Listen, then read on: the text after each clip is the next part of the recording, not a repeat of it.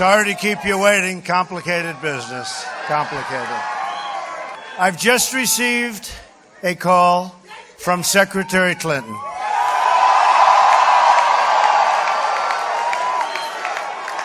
She congratulated us, it's about us, on our victory. And I congratulated her and her family on a very, very hard-fought campaign. Hillary has worked very long and very hard over a long period of time, and we owe her a major debt of gratitude for her service to our country. I mean that very sincerely.